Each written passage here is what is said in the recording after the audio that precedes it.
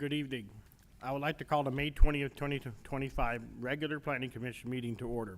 Please note this meeting is being hosted through live stream on the city website and by teleconference via Zoom.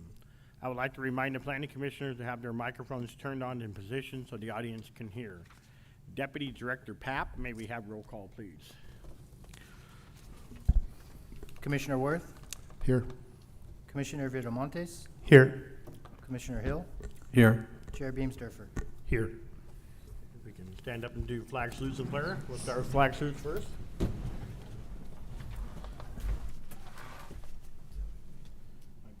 Allegiance to the flag of the United States of America and to the republic for which it stands, one nation, under God, indivisible, with liberty and justice for all. Dear Lord, thank you for bringing us here today. I pray for our city, Lord. I pray for our government. I pray for some of our representatives that are traveling abroad as you keep them safe. And in your name we pray. Amen. Amen.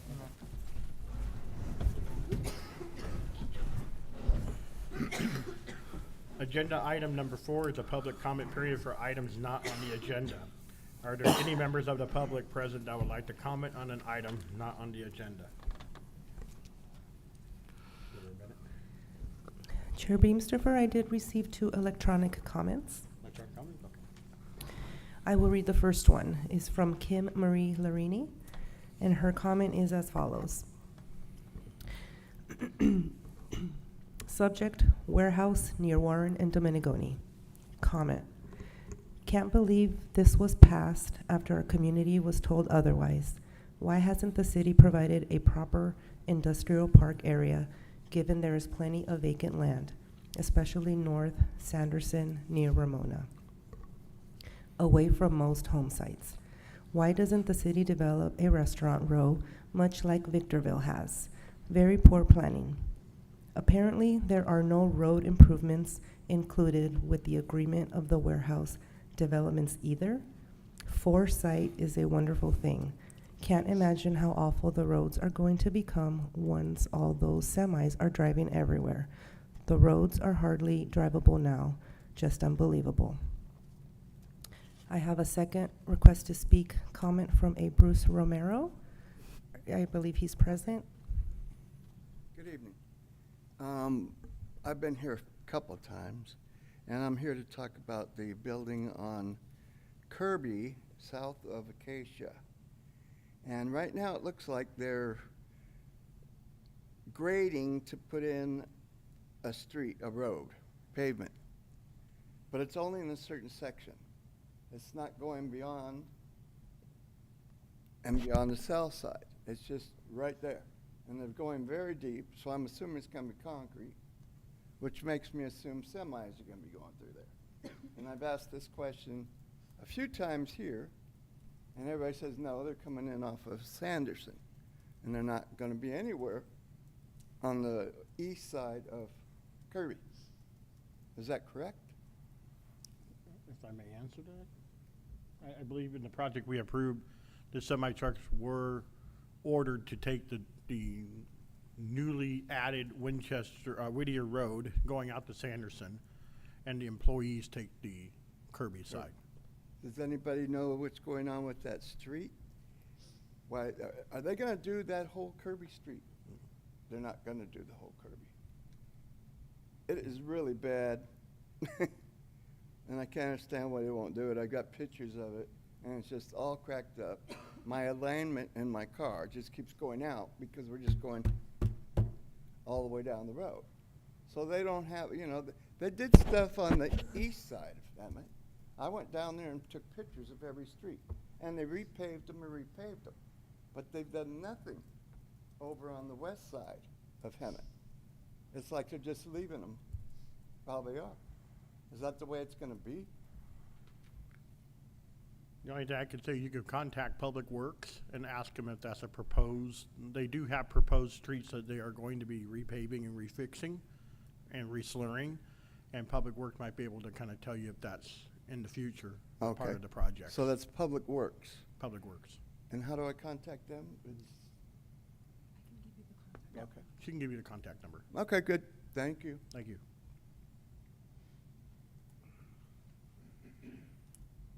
Any other public comments?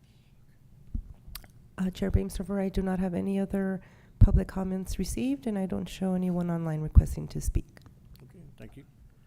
And we're going to move on to agenda item 5A, which is the approval of the minutes from the meeting of May 6, 2025. Does the commission have any comments or corrections? I have no comments and no corrections. I'd make a recommendation to approve the minutes of the Planning Commission meeting of May 6, 2025. I second that. Commissioners, please announce your vote. Commissioner Worth? Aye. Commissioner Viramontes? Yes. Commissioner Hill? Yes. Chair Bamestorfer? Yes. And that motion passes 4-0. Agenda item 6A is the Western Riverside Council of Government presentation. W. Horcog, Deputy Director PAP, or Yes, thank you, Mr. Chairman. I'd like to introduce Chris Gray, who is the Deputy Executive Director of the Western Riverside Council of Governments, who has prepared and will present a presentation regarding traffic movement and worker data, commute patterns for residents of the city of Hemet. Great, thank you. Good afternoon, Commissioners. For those of you who aren't familiar, WRCOG, we're a regional agency for West Riverside County. I like to say we're the part of Riverside County that matters. So we have 18 cities as members, including the city of Hemet, which is a longstanding member. And part of what we do is we compile data and information of interest to our members. And so over the past 6 months, my staff and I have been compiling data on the types of jobs we have in our region, where those people work, and also where people drive on a daily basis. And we thought this might be of interest to you. We presented this to the planning directors and city managers. And Monique had contacted us and asked us to come out and speak to the Planning Commission. So I wanted to say that all this data, let me start by saying all this is public data, which means if you wanted to take the time, you could actually download all of it. We do it for you so you don't have to do it, or your staff doesn't have to do it, and then we provide you our insights and our analysis. However, if you wanted to do any of this analysis on your own or have your staff do it, we can even show you where all the data came from. So, can't seem to advance. Am I doing it wrong? Ah, okay. All right, so I said, this is all the data. The majority of this comes from the US Census. And some of the maps and data we show you, you can actually get yourself. It's very easy. It's from the Census on the Map tool. And then, oh, keep going the wrong way. And so I first want to start off by talking about the census groups all employees into 5 general categories. They are professional service, education, contractor, construction and agriculture, retail, logistics, and utilities. So for example, a school teacher is in the education. Professional services tends to be things like banking, real estate, and the like. Construction, agriculture, pretty self-explanatory. Retail, service, hospitality, restaurants, hotels, all those people are in the retail trade, and anything related to warehouses, trucking, anything like that is in the logistics sector. And so then what we started off by doing was tabulating how many jobs there are for each of these main sectors. And what you can see is, so the red bar is the jobs of Hemet by that sector, and the blue bar is number of persons in Hemet who have that kind of job. And what you will notice is for almost all of these, there are more residents with a job than jobs in the city. And so there is a surplus of people in the city who work versus jobs actually in the city, and this is actually true for all of Riverside County. There's a couple of exceptions. One thing that happens is, for example, all Hemet City employees are counted in public administration. Anyone working for a school district is in education, healthcare, and public administration. So what happens sometimes is if you have, let's say, a school district or the city itself, so all city employees are in that category. But there are substantially more people with jobs in things like logistics, construction, professional services.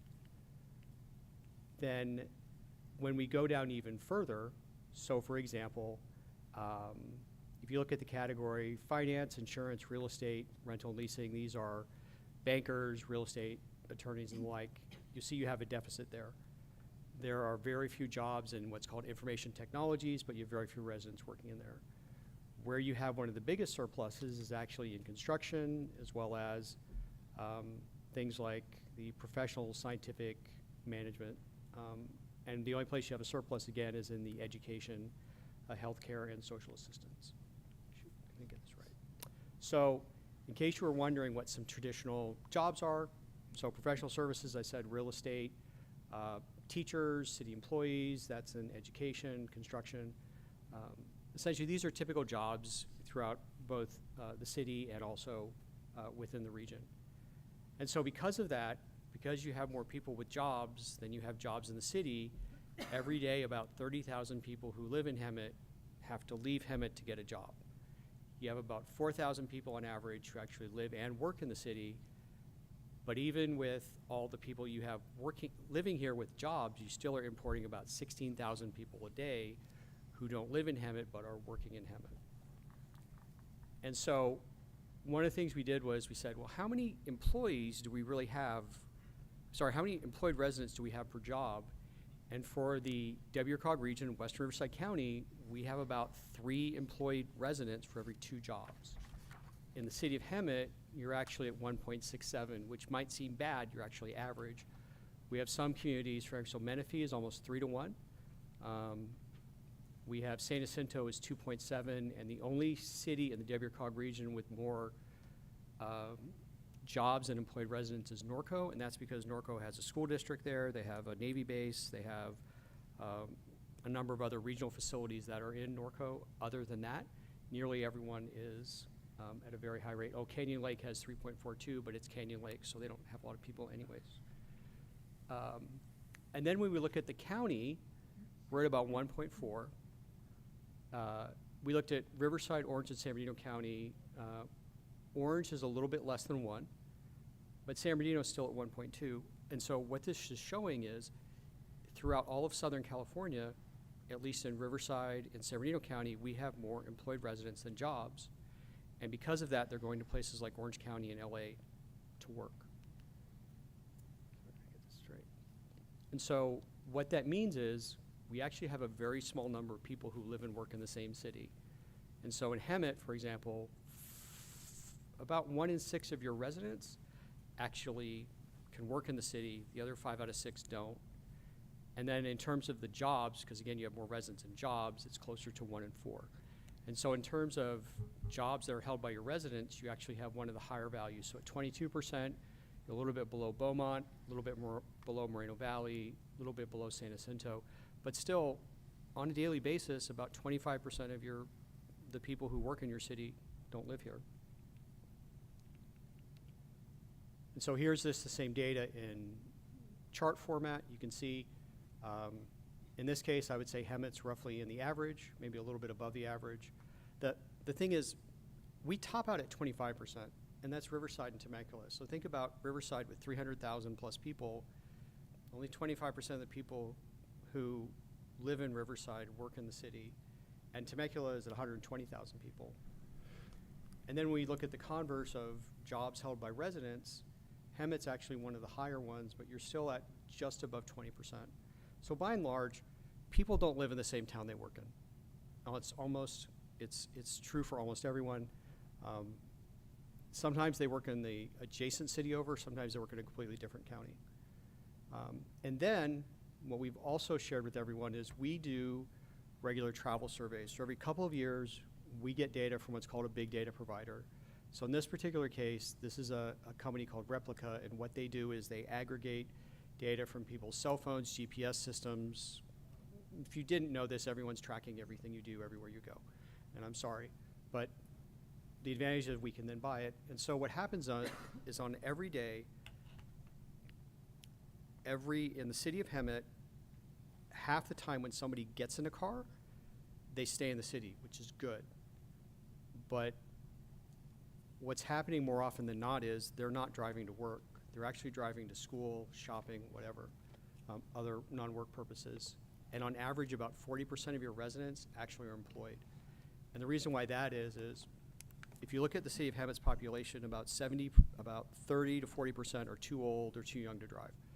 They might be under 18, they might be over they might be senior citizens, they don't work or don't work regularly. So that's about 70% of the population. And then there's a thing called labor force participation, which is the number of people who can work or actually do work, and that's closer to 60% now. So when you do 60% of 70%, it's about 40%. So 60% of your residents don't work. And so what we are seeing is most of the travel people are doing is not to work, it's to go to other places. And if you don't believe me, I encourage you to go to a high school at 7:30 or 8 o'clock in the morning. My daughter goes to high school, and when I would drop her off, the traffic was awful. And I would say actually school traffic is sometimes worse than commuting traffic. But the other thing is people they shop during the day, they do other things. And so what we are finding is, as a region, we've historically talked about jobs. We need jobs. We need more people jobs. And if we just had more jobs, people wouldn't be driving as much. Well, the truth is, it's not jobs that's driving the travel. It's everything else people do. It's the people who don't work, the people who don't work regularly. It's the stay-at-home mom or stay-at-home dad, or the older kids who are in college that are still traveling. They may not be working full-time, but they have a lot of stuff to do during the day. The other purpose people travel a lot for is healthcare. Especially in older communities, we're getting older on average. People have to go to the doctors a lot. And what you find is, a lot of times you go when the appointment's available, not when it's necessarily convenient for you. And if that's at 8:30 in the morning, you're still stuck in the same commute traffic as everyone else. So the bottom line is we're here to help you, and we're here to give you information. And let me just give you, conclude with some key takeaways. Like everyone else, nearly everyone else, you have more residents than jobs. If you want to, there's a lot of focus on, what kind of jobs we should add. Generally speaking, any kind of jobs. Our region just doesn't have enough jobs, period. And that's forcing people to go to San Bernardino, LA, Orange, and San Diego County to work. Most of your residents don't live and work in the city, and that's not likely to change. Even if you brought tens of thousands of more jobs to Hemet, most of your residents are still going to be working outside of the city.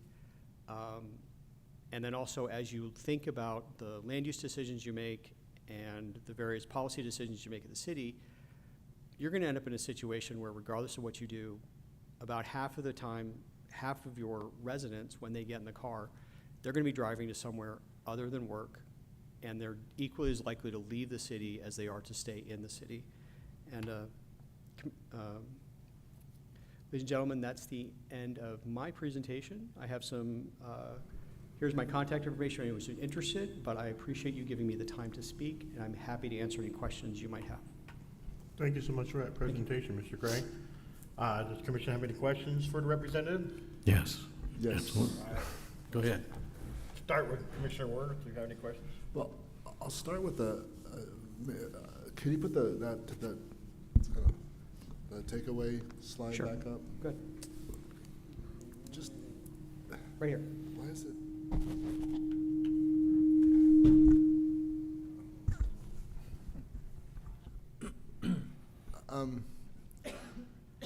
I'm trying to understand so 30,000 trips leave a day, 4,000 stay a day. Do you want me to go back? No, that's okay, that's okay. Okay. Going back to that slide, that was from a previous, that was something that you stated. Yeah. But then 78% of jobs in the city are held by non-residents? Yes. Can you elaborate on that? So what's happening is you have about, let me just check what the numbers are.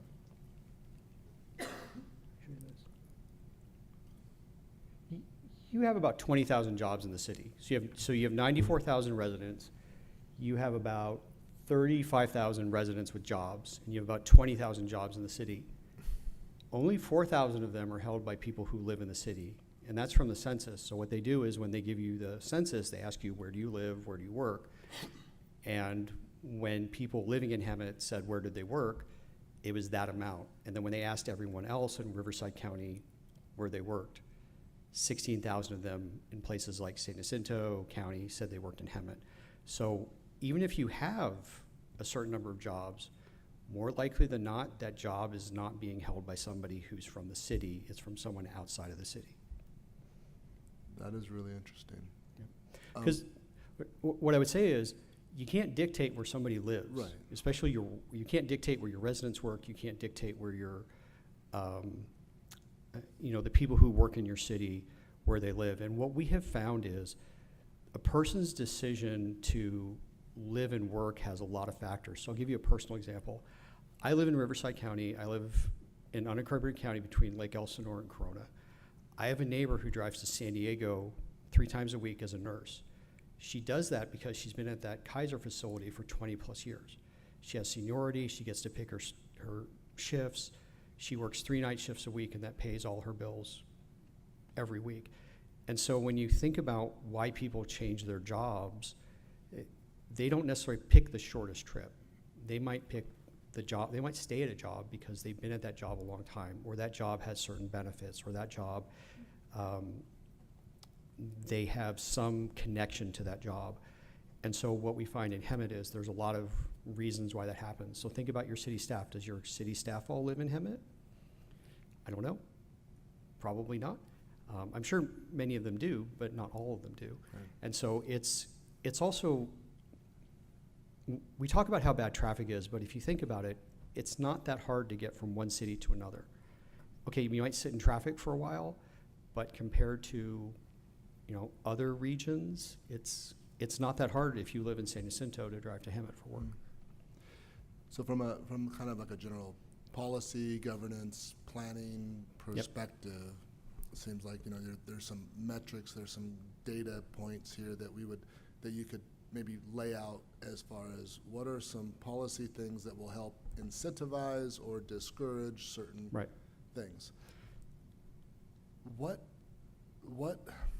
does WRCOG see as maybe across the Western Riverside County area as what other cities are doing to try to strategize on how to fix some of those pieces, or not? I should say fix. Fix is maybe the wrong word, but So we've been looking at this issue for a long time, and there's a couple of different schools of thoughts. One school of thought is we need to spend a bunch of money to bring companies from LA and Orange and San Diego County and have them open up offices here. That's not likely to work. We are a believer in some things the county's been doing and some other agencies to grow local businesses. Because if you are living in Hemet right now and you have a local business, the city should be doing everything it can to grow that business because you're more likely to be invested in the community. So think about people who are, how important small businesses are to a community. I don't know if any of you are small business owners, but I view small business owners as the lifeblood of a community because they're invested in the community. When they can, they often live in that community, or almost always live in that community. They are putting their own money out of their own pocket in their local business. And so there are strategies you can do to grow local business. So here's an example. People are getting older, and what they are finding with small businesses is your average small business doesn't necessarily have someone they can sell the business to if they don't have a family member. So imagine you have a restaurant. Typical, this restaurant's maybe been in your family for decades, multiple generations. You get to the point where you may have a son, and the son's like, I don't want to run a restaurant. What happens to it? And so what some communities have done is worked with their chambers to find ways to keep those businesses in town and help them grow. And so that's a relatively small thing you can do, but help owners with transition plans. So the business isn't closing when all of a sudden that person who has owned it for decades retires.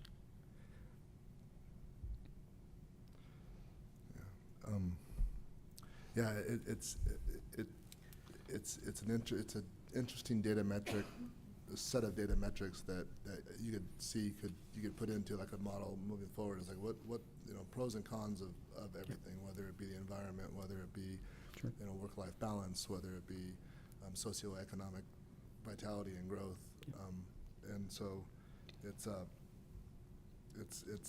I think what one thing that I take away from it is the importance from a general plan perspective and any changes and adjustments that we do over time to adapt to things that are happening, that we take a kind of a bigger picture view of these things, and also that we look at the other cities and what they're doing and what their strategies are, and that our strategies play nice and complement the other surrounding cities' strategies moving forward. So I would also say, I'm a big believer in choices. And when you have a variety of industries and businesses in your community, people have choices. If let's say you only have warehouses and restaurants, which I know the city doesn't, but that's why some of our cities are going, like, well, what choices do you have to work? Like, that's not either you work for the government or you work in a warehouse, you work in a restaurant. Like, that's not a lot of choices to have. So having a variety of businesses, small businesses, large businesses, that to me seems a great idea. The other thing we've noticed is certain businesses like certain environments, and understanding what a business needs. You know, do they need a more urban area? Do they need land? Do they need a certain type of infrastructure? Is there things they need? That also can help you bring businesses. But I would also say one of the best economic development structures I've seen is called economic gardening, which is when you make a community that people feel safe and has amenities and people want to be there, then businesses naturally come there. And so what I think it's important also to do is understand there's a nexus between public safety, housing, amenities, all those other things, because let's say I am going to invest in a business and I feel a sense of civic pride and I want to be in that community and I know my workers can get housing here and I feel safe, then I'm more inclined to do that. And if I can't get that in a community, I'm going to go to the next one over or the next one over. So that's why I encourage people to take this holistic viewpoint. Yeah, I think that holistic, that's a key Yeah. term and something that I think we need to really focus on. So this is very interesting. Thank you so much. You're very welcome. So in the beginning of the presentation, you said that construction was, I believe, Hemet's largest job concentration. And then in your takeaway slide, it said highest number of jobs is education. Right. So hold on, let me So make sure I have that right.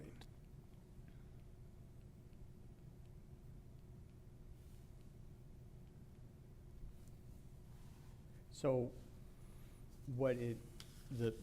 what we see is there's a high number of your residents that have construction, that work in the construction field. Gotcha. But in terms of jobs in the city, you have a lot of government, education, basically public sector jobs. Gotcha. And do we know, I guess, the percentages up there? Gotcha, okay.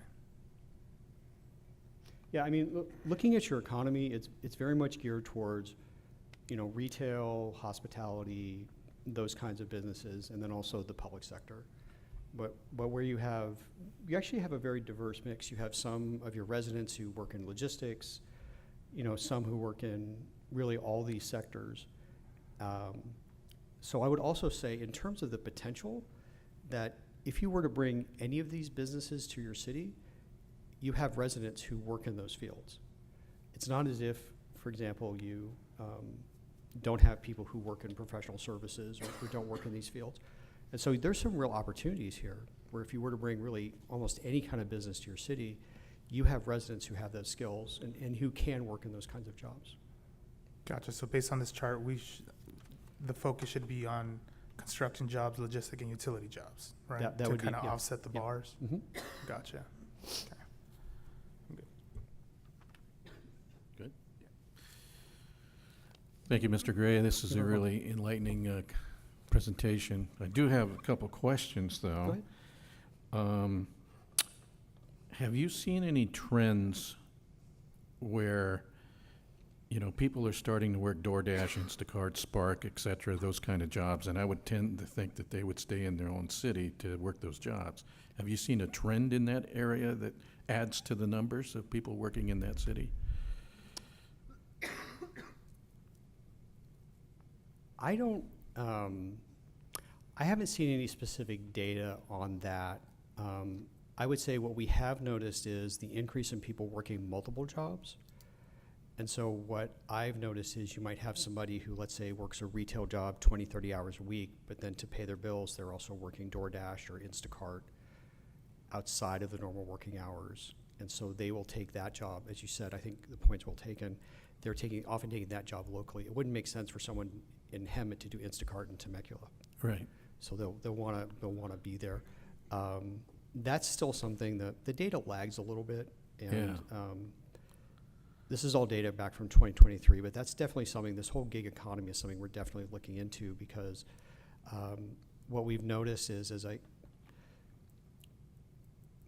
there are people leaving the workforce earlier and earlier. So you have people in their 50s who don't work anymore, but then you might have someone in their 30s that has 3 jobs because they just can't make ends meet on that one job, whereas the person who's older, maybe they're retired or semi-retired, has assets, income from a variety of sources.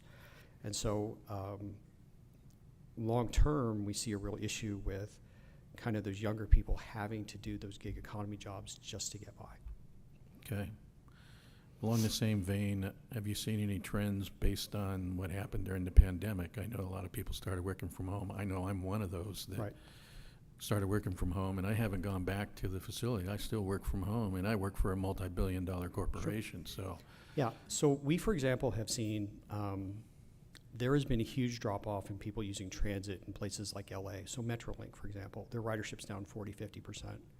And so what's happening is people who, let's say, were working in downtown LA that were taking the train to go to work because they don't have to sit in traffic, now they're working remotely. So instead of going into the office 5 days a week, maybe they go in the office once every 2 weeks. They don't have to take the train anymore, they'll drive, because it's not a 5-day-a-week drive, it's a 1 or 2 day a week drive. And it's actually been influencing home values in places like Riverside County. So we see more people who have a job in Orange County who are coming here and can live here because they don't have to go to Orange County 5 days a week. So it's one of the reasons home prices have gone up, relatively speaking, in our region, is because of those transplants.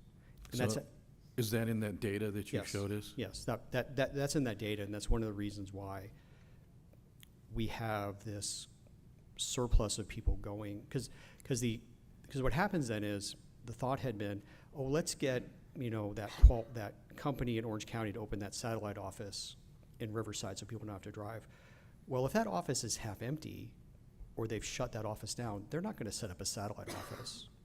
That company, and so what that has really done is it's killed the office market, and so we don't see a lot of new office buildings being built. Our vacancy rate is 10% for the region office-wise, which is higher than it used to be, but we see vacancy rates in Orange County of 30–40%. LA has large areas, large buildings that are completely empty.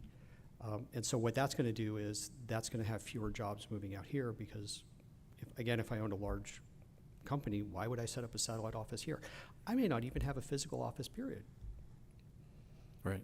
So and we're seeing that happen, and that's happening more and more. Okay.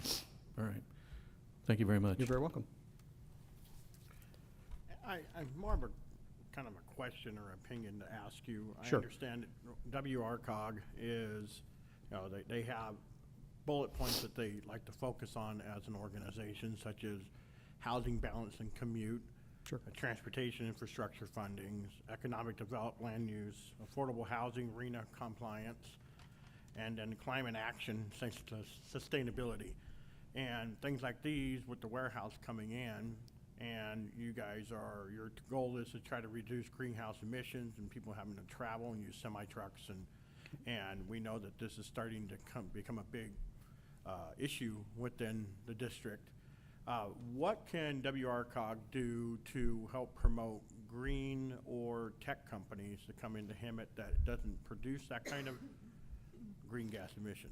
Sure. So we have been, when we can, partnering with county EDA and some of the other agencies trying to promote this kind of entrepreneurial, because what I found with tech companies is the best tech company is the one that you start. It's not the one that you bring in.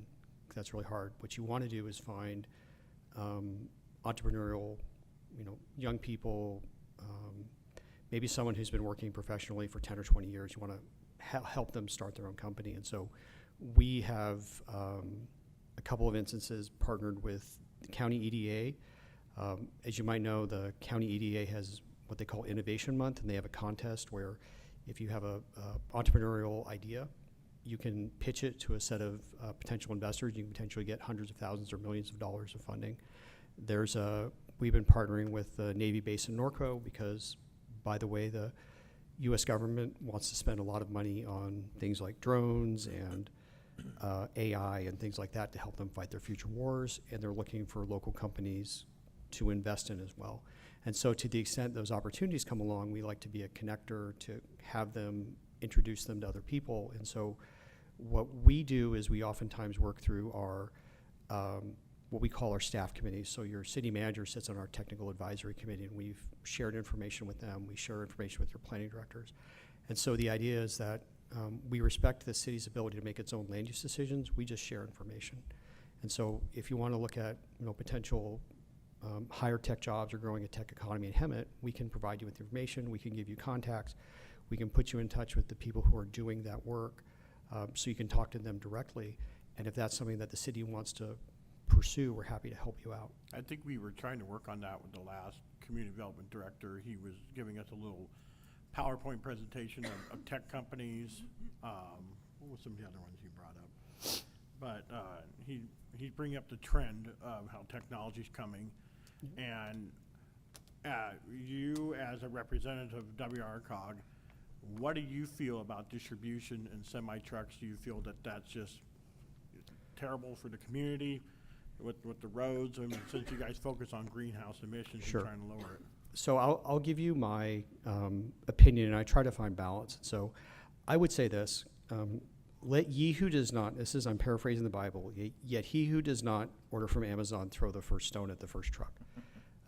Our lives are built around buying things, getting things delivered. There's not a single thing in this room or a single thing that you're wearing or anything in this entire building that didn't come off a truck at some point. So we need that kind of business. I also believe that logistics facilities and truck operators should pay for the fair share of their costs, and they should bear the burdens of the impacts they have on the communities, the roads, and the like. And so I would say this: if a community wants to have those kinds of uses in their city, it's up to them to make that decision, but it should be fair, and it should be the business owners and the people benefiting from those logistics uses should pay their fair share, and the community should have an honest discussion of the benefits and impacts. What I see far too often is a warehouse project comes forward that says, this project's going to add 5,000 jobs for this community, and we have 5,000 of our residents are going to come work there. Well, based on all the data you've seen, that's not going to happen. If you bring in a warehouse and you say you're going to add 1,000 jobs, you can't guarantee those 1,000 jobs are going to be held by your residents. You might not even have all 1,000 of those jobs held by people of the county, because there's a really strong interplay between Riverside and San Bernardino County. So those jobs might actually be held by somebody from a Colton or a Rialto or even the High Desert. We see people from, in many cases, these large distribution facilities pull people from all over Southern California in terms of jobs. And so the traffic footprint is huge.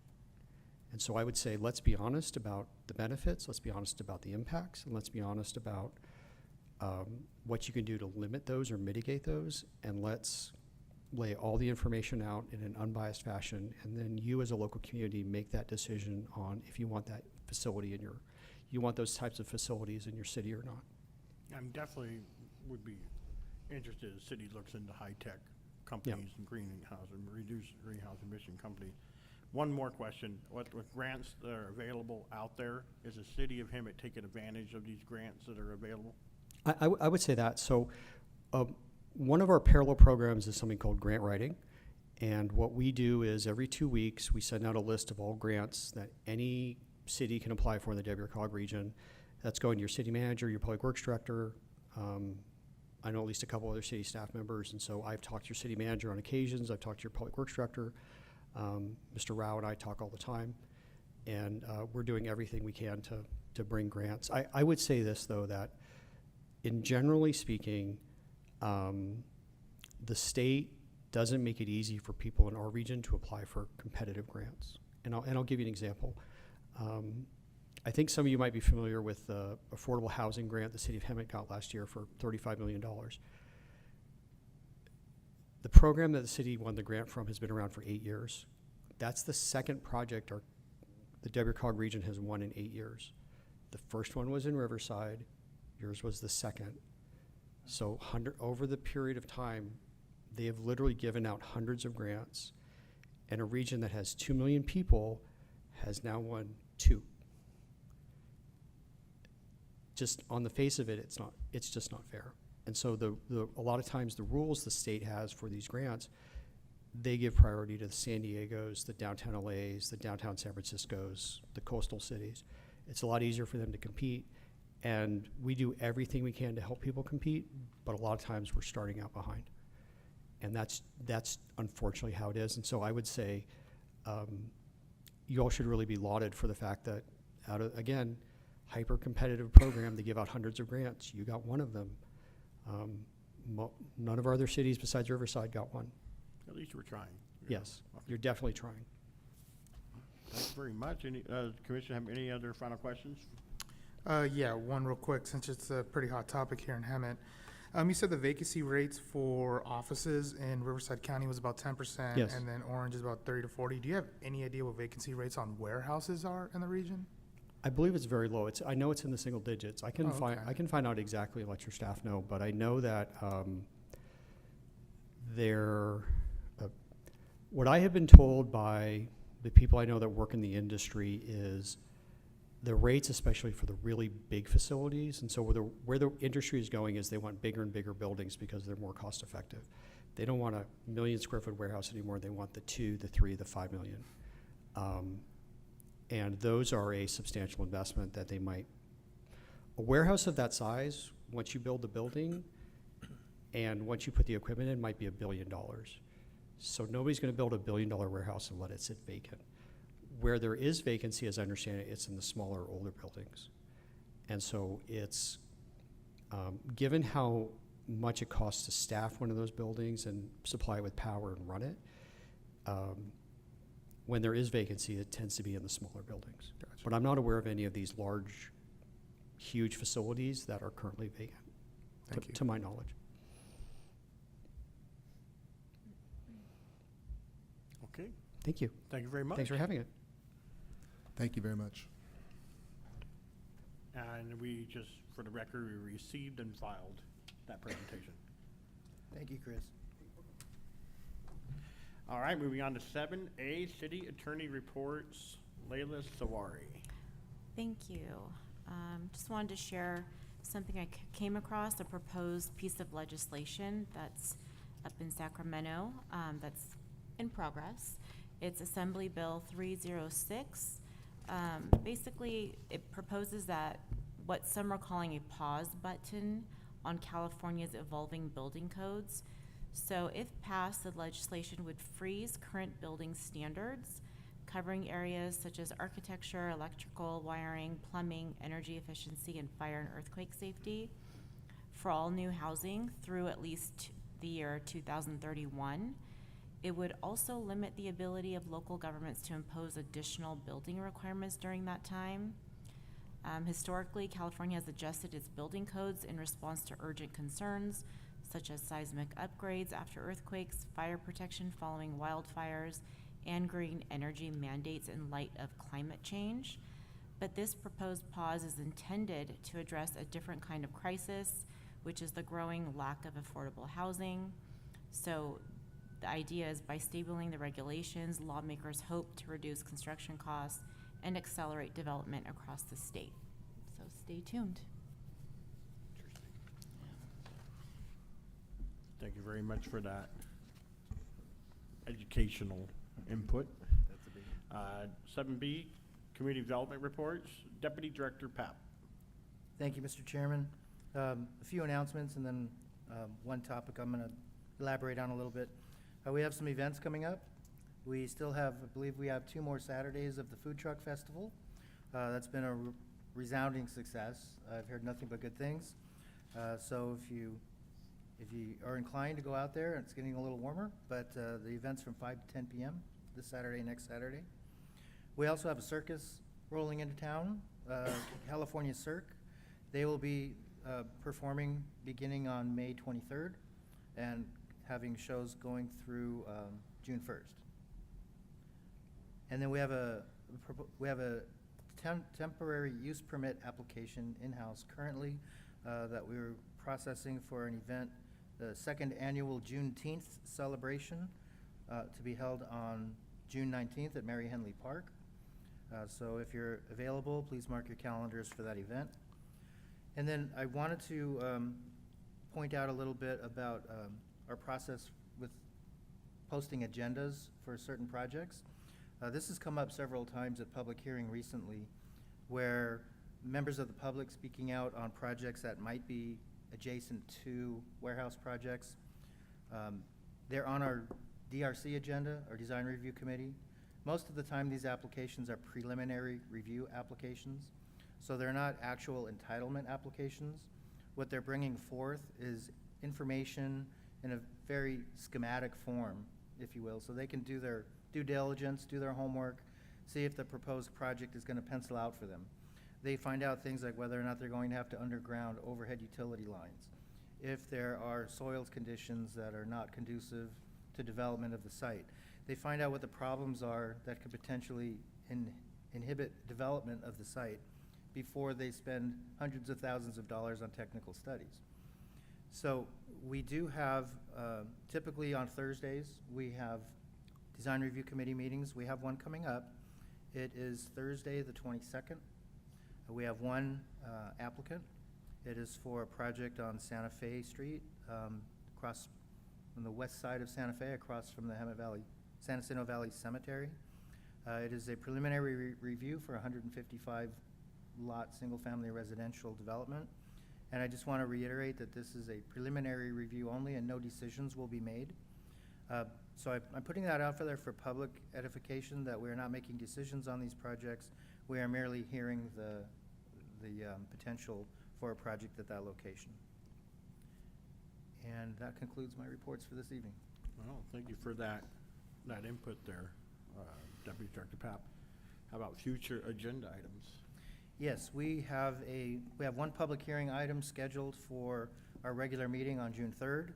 This would be the La Perla Market. It's a conditional use permit application, a request for an ABC license to upgrade their existing license from a type 20 to a type 21. Okay. Thank you very much, Deputy Director Papp. And now moving on to item 7D, Planning Commissioner's Report. Deputy Director Papp. Commissioner Worth? Yeah, thank you. A couple things. One is a recommended future agenda item for the Planning Commission. There's been a lot of discussion on warehouses, and there's been several comments on the Kirby warehouse. I was wondering if it would be possible for an update on kind of where we're at within the city on all the existing projects, statuses, those that are in construction, those that are complete, those that maybe were in the process. I know there was some next to him at West. There's the kind of the one really good success story, which is the one off of Warren or west side of Sanderson and Tanya Lane area.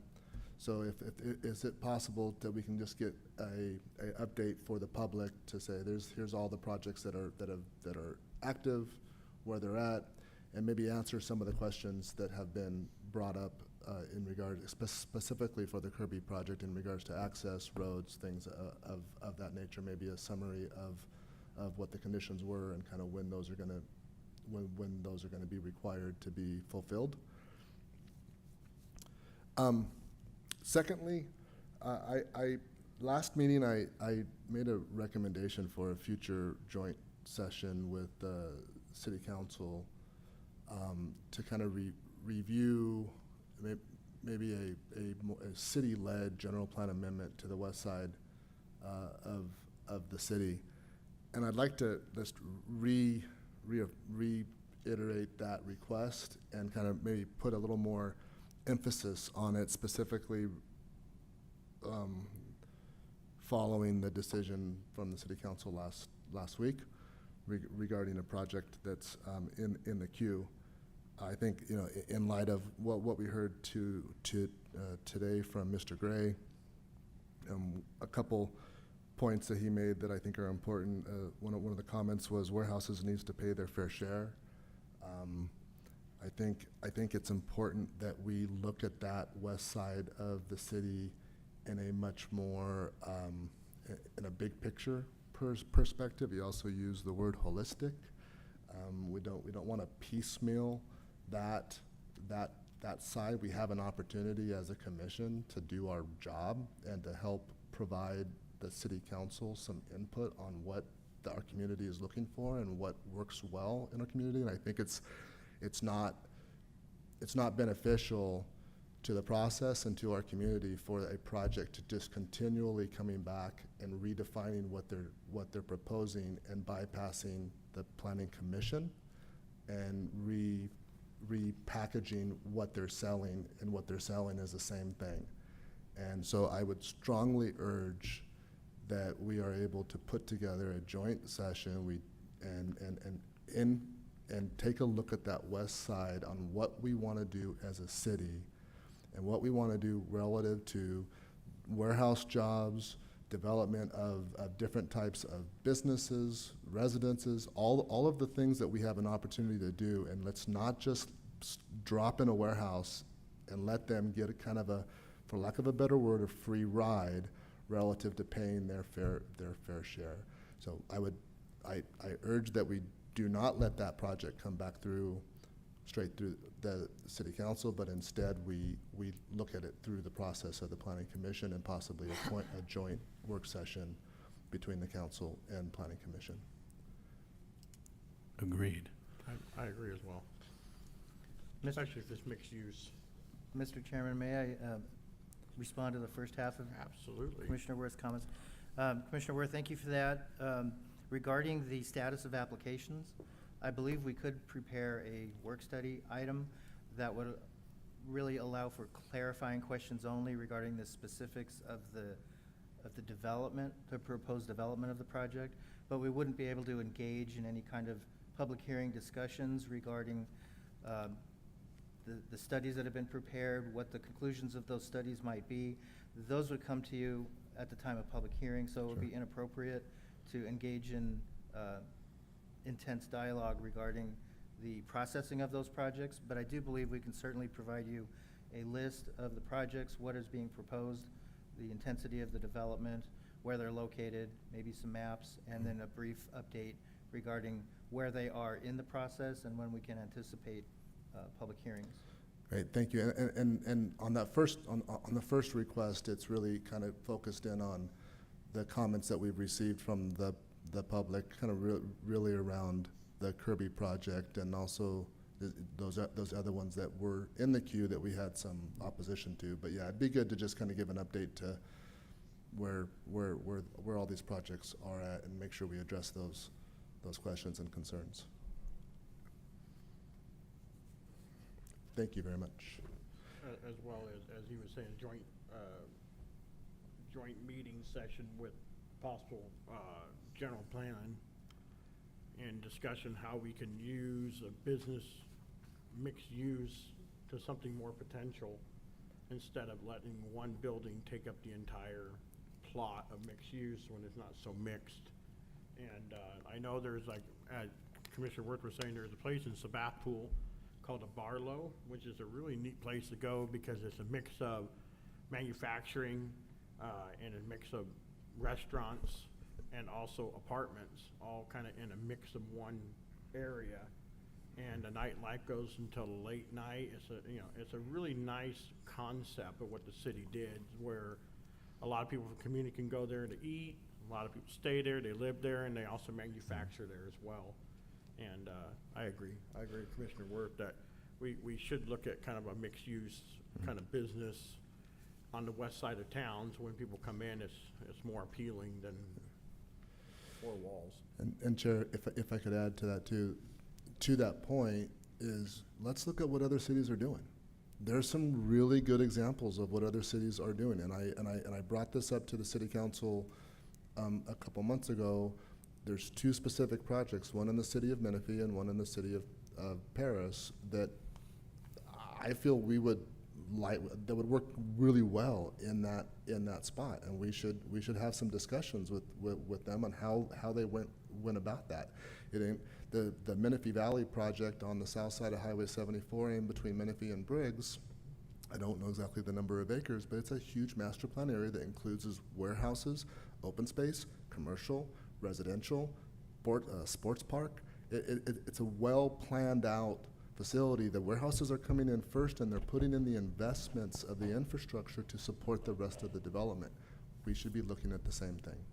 And just a precautionary, I just feel like this is leading into a discussion, so let's just kind of backtrack a little bit Thank you. before we get But a little too far. I guess the point is that that I'm reiterating my request for a joint work session with City Council to discuss the future of the west side of the city, and possibly advancing a city-led general plan amendment that lends itself to more of a comprehensive, holistic look at how that can benefit the community.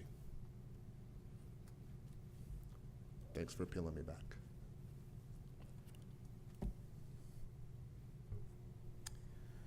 This is not so much business related, but I was able to be a part of the like a ride along with the Hemet PD, and that was really awesome. I know why so much, or at least I got to see why a lot of the city's budget goes there. I was there for 3 hours, and my officer got 7 different calls, I think, 6 or 7 different calls. So it's good to see. I encourage all the planning commissioners and even city council to do a ride along, just kind of see the how our jail or how the facilities are. And there's a lot of cool things going on there. They have drones that can fly to the border and back without recharging, without getting out of their chairs. It's good to see, and I definitely recommend everybody to check that out, or at least take advantage of that. And everybody is so friendly. Every officer was just, how you doing? Just good guys, good, and women as well. They're awesome over there. Thank you. Commissioner Hill?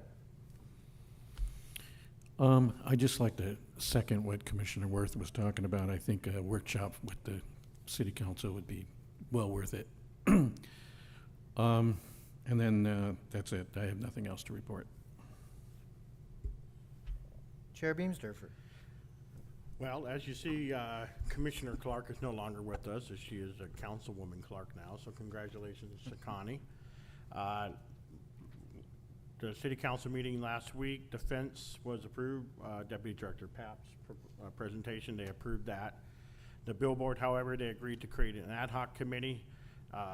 They too asked about what the contract was, how much goes where, who gets the money, and city manager did come back and say something in the vicinity of Lennar contract was roughly about $30K for a double side or $20K on a single side to the city, or should have at least 25% revenue from the board, which was a little confusing to me. It kind of sounded like they're giving the city $30,000 and then also keeping 25%, but we'll get more clarity on that.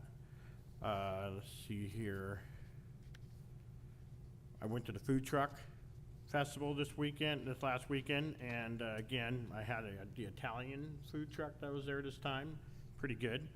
I spoke with the gentleman that runs it. He did say that it is ending. There's 2 more, as he said. However, they do have one set up for June 7th, which is, I believe it's past the 2 weeks, or it's the last week of the 2 weeks, but the lobster truck will be there this time. And he's hoping to maybe expand more and have continue on with some more Saturdays. And that's something that I'm sure you'll be hearing from him if you haven't already. Let's see here. The warehouse, again, was the city council voted 3-2 to basically reconsider and have us see what the new proposal is. They're bringing it down from 2 buildings to 1, and still the size of it's still 800,000 plus square feet from the proposed proposal they have for us. So I'm not sure when we'll be seeing that project, but that did get passed by city council to take a look at it again. And with that, I have, And again, I asked Deputy Director Papp about 118 North Harvard. We did have a public hearing, city meeting about the 2-year extension that the land property owner was trying to do with the construction. And if you go on Google Maps right now, it's listed as a restaurant that's currently open. And it's an Italian restaurant, so I'm guessing that's what he wants to open there in the near future sometime. But Google Maps says that there's an existing business there and it's open right now. So anyway, with that, there is nothing else to report. We will go ahead and adjourn this meeting to June the 3rd, 2025 at 6 p.m.